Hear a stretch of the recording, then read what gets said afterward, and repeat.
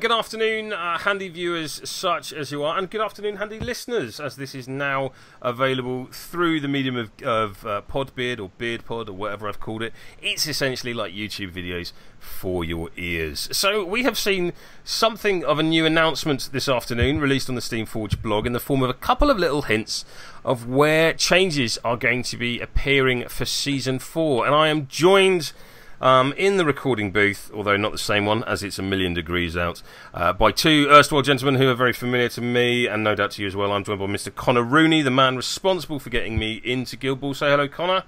Hello!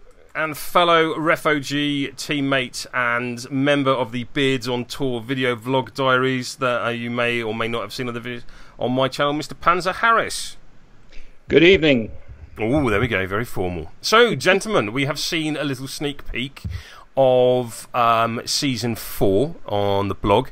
I just wanted to go through each one just to get some quick hot take reactions and how you think this is going to impact not only on newer players, as we certainly know that Steamforge's focus for Season 4 is to make it as new player friendly as possible. Also, the competitive scene, which is perhaps where Connor's experience as the WTC member amongst our little trio will come in handy compared to mine and Panzer's cutlery collection.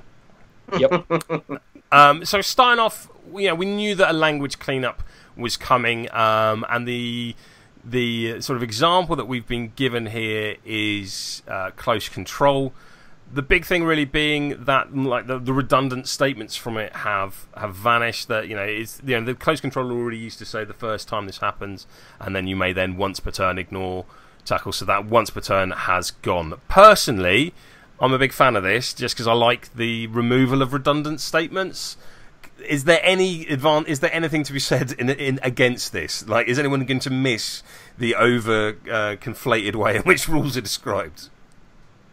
Well, I think this slightly. Go on, Conor. I was going to say, I think it's a sign of the end times, and we should all give up the game. I mean, I know you like things complicated for complicated's sake. Exactly. Because how else can you be expected to noob stomp if they actually understand the rules? So disappointing. Perfect. I mean, Conor, if you want to quit, by all means, I'll help you pack. Yeah, I mean, that seems reasonable. All right, I think we really need to spend a great deal of time on this. Things aren't capitalised, things aren't bolded, things don't need to be capitalised, things don't need to be bolded. They're not keywords, they're just expressions used in the game. Anything that makes, whilst I don't think like close control was a particularly complicated thing that was a barrier of entry to new players, anything that makes it easier, good for them. Alright, fine, moving on. The fact now, as all smoke players may well be rejoicing, we will now be measuring all AoE placement effects as within and not to the centre of. Is Use anyone... celebratory music. Yeah, I'll put a fanfare in at this point. Damn it! Yeah, excuse me while I go and borrow a marching band.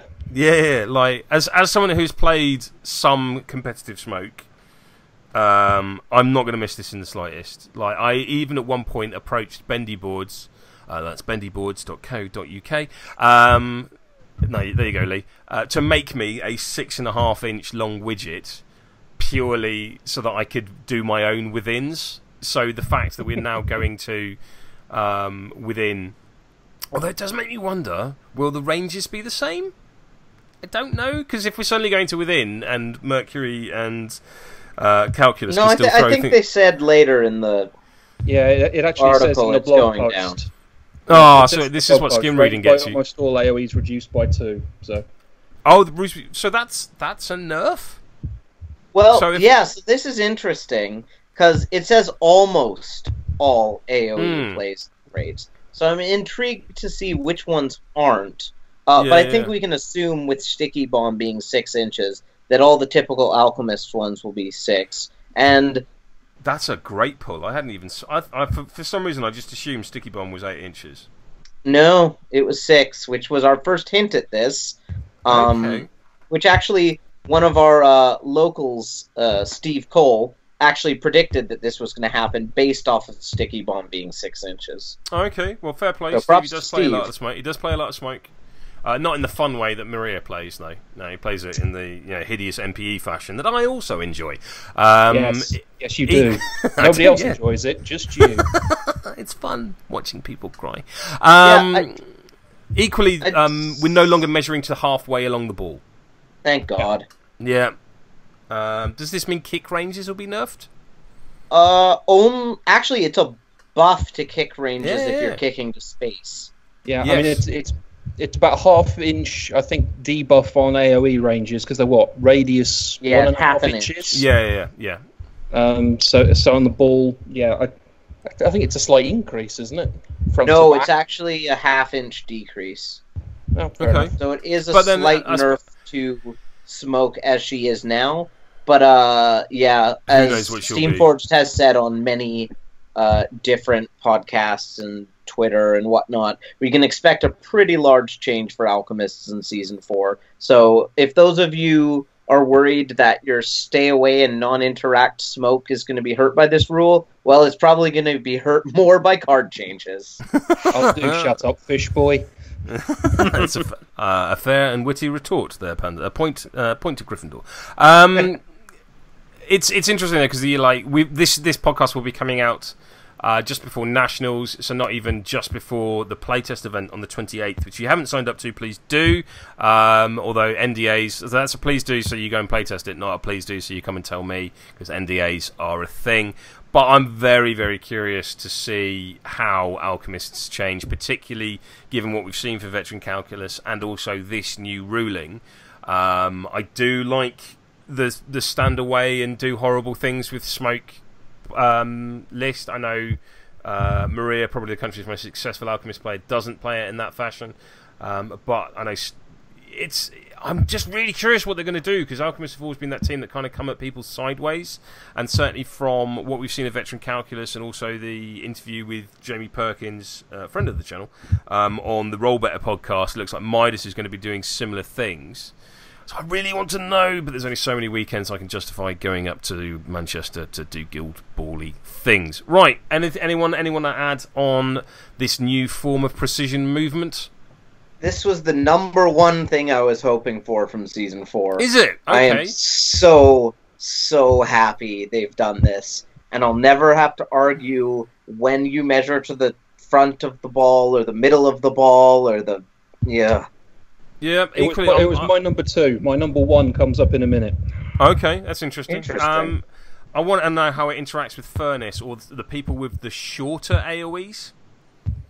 Yeah, I'm quite intrigued with smelling salts being 4 inches. Exactly. That going down half an inch is that's huge. Much bigger of a deal. Okay, so perhaps we move now on to... I mean, Panzer is someone who plays quite a lot of Order and always has has been a fan of Season Brisket since she was first available, and of course Conor will forever be associated with #FishBros. Tap-in passes. So one less. This was your number 1. Okay, that's interesting. Yes. So one less target number on any kick below half their kick. Have I explained that in any way that makes sense? So I think is it equal to half, or is it below half? Oh, that's a very good point. So, whilst we look for the exact semantics of this, Panzer, why was this your number 1 request for Season 4? Because as a football player, if you receive the kickoff, the number of games I've had where I've been trying to get the ball to Brisket and I've missed a 2-inch pass and it's scattered 6 inches behind the goal line, and then you send somebody to retrieve it and they kick the ball and it scatters 6 inches further on, and it's just like the model is there, it is an inch away. But kind of for the same token, for example, a model with a 4-inch kick range, that's automatically a tap-in if they're within range. Yeah, and certainly as someone that plays quite a lot of Morticians, where memory is my principal strike threat, especially a snapshot strike threat with passes coming in from Brainpan. Assuming Brainpan and Memory's cards stay the same, and that's a massive assumption on my part, memory has suddenly become vastly less accurate a goal throw. Yes, and the other one is the engineer mascot Mother. Yeah, Mother's become much less of a... Although that she, assuming she still has that kind of burrow and sprint style threat range. Equally, Frelsey, he's a 3-4 kick mascot, or... First 3 dice kick mascot, and now we know why. Yes, and that makes a lot more sense. Hopefully we'll see Salt go to a 3 dice kick, because at the moment, Salt would be dropping out of my 10 like a stone with this rules change. I'm alright with that. To be fair, I mean, most people run tentacles most of the time anyway, so... Because he gives blind, and now you've got bag of coffers, so why would you run Don't forget close control and defense 4, armor 1. Exactly. He's a bastard. And ladies and gentlemen, this is the same Conor Rooney that was complaining about non-interactive experiences not 2 seconds. Ooh, $2 blind for free! Yeah, yeah. That really encourages interaction. Good point, well made. I mean, it's interesting for me as someone who doesn't play football. As someone who, I've freely admitted on many occasions, I am a thug guild baller. I enjoy goals. They're a great way of finishing games once I've got 4 takeouts. And I have to say, I enjoyed nothing more than watching both of you against me spoon passes behind your own goal at the beginning of games. Good times. And I'm a little saddened that won't happen as much. But on the plus side, it will be all that much more sweeter when it does. So when that handful of 1s and 2s comes out, and Gutter is still putting the ball off the back end of her pitch, it's going to be even better. So maybe that will the sweet Schadenfreude of that moment will offset the fact that it's not going to come around as much. I'm not actually convinced this is going to come up as much as people think either. Because a lot of the time you have to spread out when you're receiving, so the opponent can't just boot the ball to the wings. So I don't think you're actually going to be able to get within 3 inches of the ball of the person you're kicking to, even when receiving for the most part.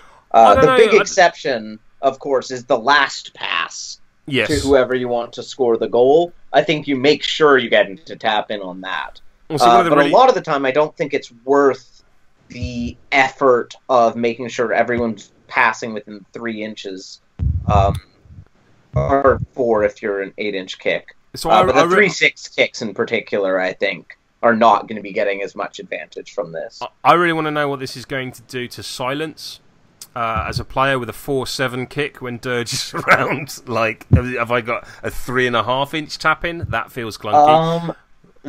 Yeah, that's an interesting question. Equally, people under Football Legend aura from Mallet or Spigot, they frequently have like Hammers 2-9 kick. But again, we're making enormous assumptions. Yeah, that's interesting though, because I hadn't thought of that. But what I did think of, and I'm quite interested to see how they FAQ this, or if it's in the rules, what happens when you're smashed shins? Oh, so well, certainly the current ruling is that active traits will kick in before passive traits. So in that instance, putting my pundity TO hat on, would you not apply smash shins first before then applying the more passive ruling of +1 target number or -1 target number? Yeah, that's exactly how I would also rule it. Which makes smash shins so much better. Yes. And it was already really good, but now the thing I always found frustrating with smash shins is after turn 1, you would smash someone's shins, and then they would just bonus time up to a 2-die tap-in, and it's like an 83% chance anyway. Now they at least have to bonus time to a 75% chance. Yep. I will miss... It's all irrelevant anyway. That's true, yeah. I will miss the Farhad 1-4 tap-in. Yeah, it's interesting. This is quite a nerf to mascots. Yeah. And I'm all right with that. Scoring mascots. Yeah, I'm genuinely okay with mascots taking a bit of a hit, because they're mascots. Like, it's not... Well, but I don't think it's a very equal hit. I think the defensive... or fighty mascots are still very good. which does make me wonder if you're going to see more 3-4 kicks like Frelsey has on the more football-y mascots. Okay. Because we already saw non-football-y mascots start getting 2-dice kicks, which we hadn't seen before. So that'll be not an incredibly relevant change in Season 4, but one I'm intrigued to see what happens with. No, I think this is going to be a really nice thing for blacksmiths. With a surprising number of 3-8 kicks kicking around. Yes. Their receiving game is going to be very, very interesting. And there's a lot of 3-8 and there's a lot of sort of 3-6 or 4-6. So their receiving game, which was already pretty strong, is now stronger in my mind. Yeah, it makes 3-8 a lot more valuable generally, because if you have to get within 3 inches to do a tap-in pass, you're now able to be blasted, whereas if you're 4 inches, you're not. Equally, I think it does a lot for the 1-8s and the 2-8s. So looking at Venom and Original Catalyst, they've suddenly gone from a 50-50 to a 66% chance of success on passes, which is worth a go, whereas before you might have just jogged and unsnapped. I really like this change. But man, I just do not want to deal with kicking into order in Season 4. Oh, well, it for doesn't Harry? matter because we've got balls gone and just so much ball movement and just making the passes easier is just, or Pin Vice's Legendary being the other one where just being able to make the pass more reliable is pretty massive. That's huge. That is huge. So we should, if assuming well-oiled machine continues to be the well-oiled machine it is now, that's fascinating. But I hope so, because that's still the coolest part on her card for me. Yeah, by far. But you've nicely segued there into kickoffs, so I will take it.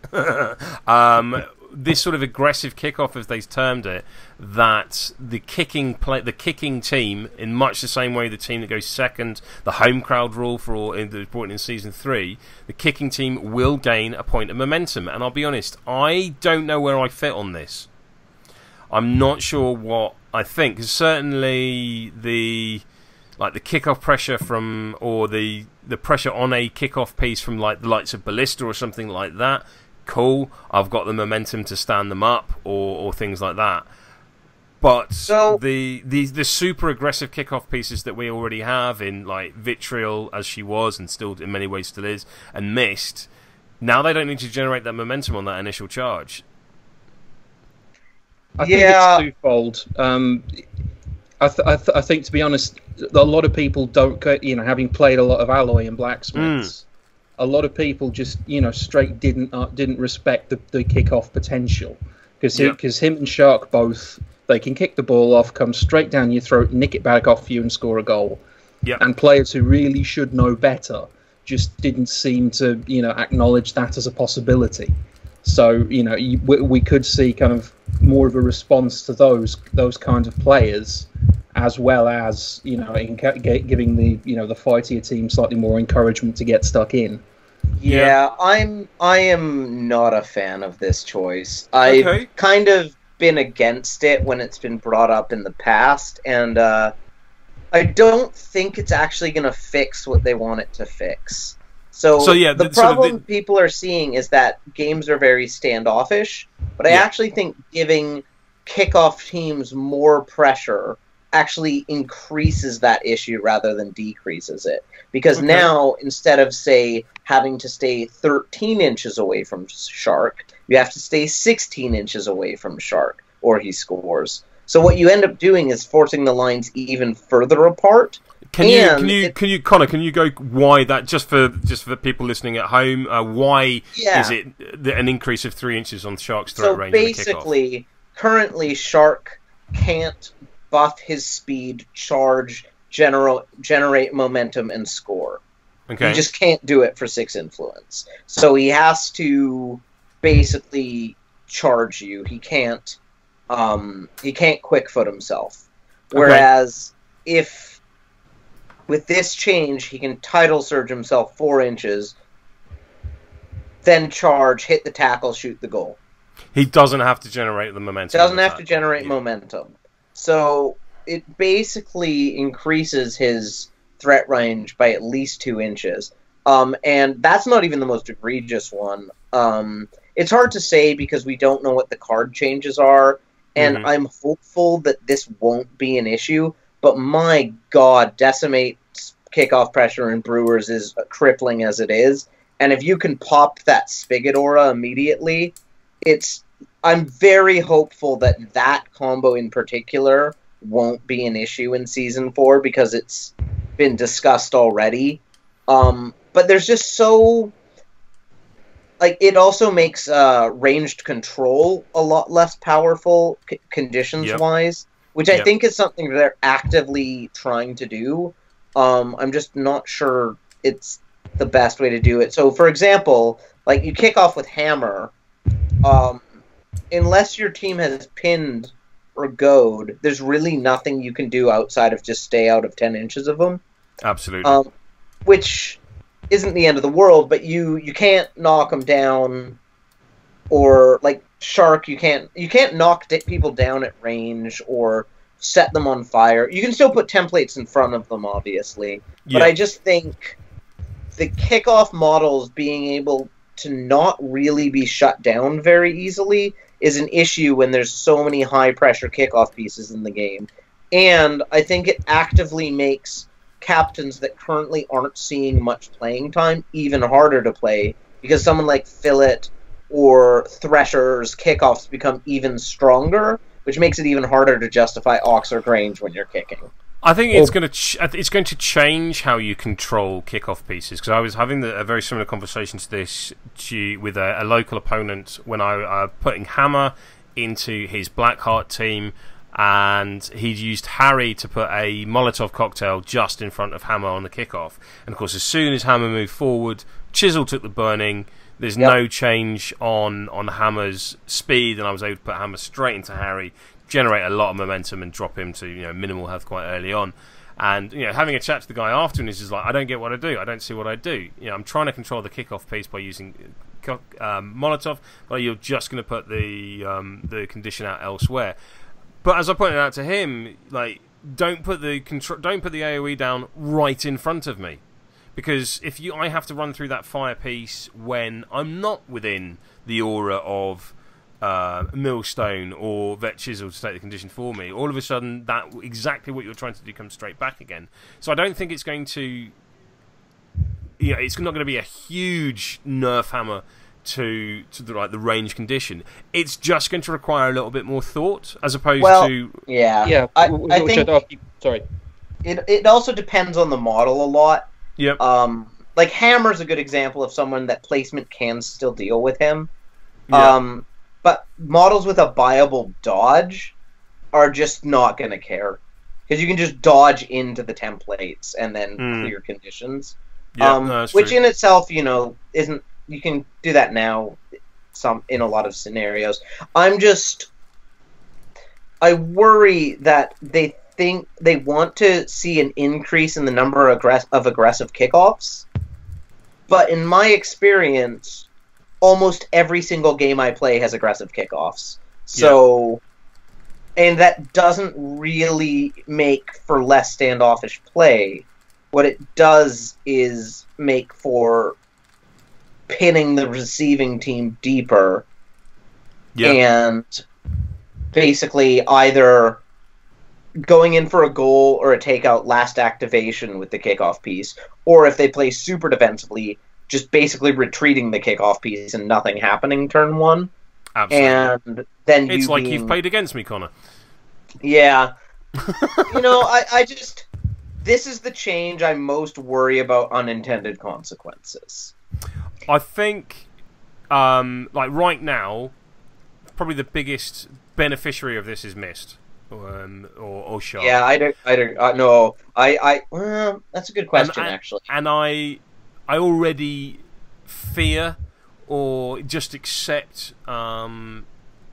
their aggressive kickoff is a thing that's going to happen. If Panzer puts down his order team against me, whether I'm kicking off to him or he's kicking off to me, probably Mist is getting a goal, like at the end of turn one or midway through turn one, and exactly the same is true of your Shark piece. I can't help but this change massively helps both of those models. It helps Vitriol even more in my mind, just because of how her playbook is laid out. I can't help but wonder, does this therefore mean that those models will be changing? And I know I'm hugely speculating at this point. The fact that Vitriol, then has that 11 inches off her kickoff, only needs one net hit to get the tackle, and already has the momentum to shoot the goal. After then just buying clone for the hell of it, just to round out her for influence. Those three models, and Shark, Mist, and Vitriol, become incredibly dangerous on the kickoff, even more so than they already were. Well, what's funny is all three of them have been nerfed already. Yes. And Vitriol and Mist have specifically been nerfed because of their kickoff pressure. Yes. So I don't. That's what kind of confuses me. Yeah, I wouldn't be surprised if we see, especially Mist's motivated Sulthesius or Acrobatic going away, just to decrease that threat a little bit. I think Shark's a bit different because he's a captain. Because you can just park the ball. No, I was going to say because that team just cannot do anything other than score. So you can just park the ball in the corner. And honestly, if you just start turn 2 0-0, you're already in a good spot. But yeah, I've got to be honest. I think it goes back to my original point. People have got to learn to play turn 1 in particular better than they do. Because it's kind of been an accepted part of teaching rookies. Don't worry about turn 1. If there's a goal run, it's going to happen. I don't think people have really kind of spent the time working on, right. So if I receive the ball here, how do I protect the ball carrier from that kickoff piece? How do I work a turn 1 situation? I just don't think people have done that enough. And I think that's something that I know when I was first getting into the game, Connor, that's something you continually said, is let's just have a whole bunch of games, but they're only one turn. Like let's both of us, whatever technique you want to be going for, whether it's football or fighty, just play turn 1s over and over and over again. And whilst that's a great technique for competitive play, does this have any real difference in casual play? Yeah, that's a good question. I think it will, because you do tend to see kind of, if you think about games when you're getting to grips with new guilds, you're slightly more passive than you are aggressive. Yeah. You're maybe not rushing off forwards. So kind of, your casual club games. Excuse me. Yeah, I think it will make more of a difference than kind of your bleeding edge. Yeah, I think it's a more positive thing for that, for sure, because having momentum just makes you less liable for gotchas screwing you over. Yeah, absolutely. And it certainly does help with the ballista defense against the goal pressure. I was going to say, if the big winners of this are Shark, Mist, and Velocity, the big losers are Ballista and Bolt. And and Stave to a certain extent. Like, who? Just because their whole sort of unique thing of I'm going to stop you dead in your tracks, I will always have the momentum to be able to deal with it. Is huge. Also, I think Brewers as a whole, I mean, you touched on it earlier on, like, I don't have to do anything to generate a heroic play. This is a huge buff to Brewers, which, oh god, they do not need right now, but we'll see what Season 4 brings. Yeah, I have faith enough in the design team. I think that it's an unofficial thing that Veteran Decimate's a bit of a band-aid for the Brewers.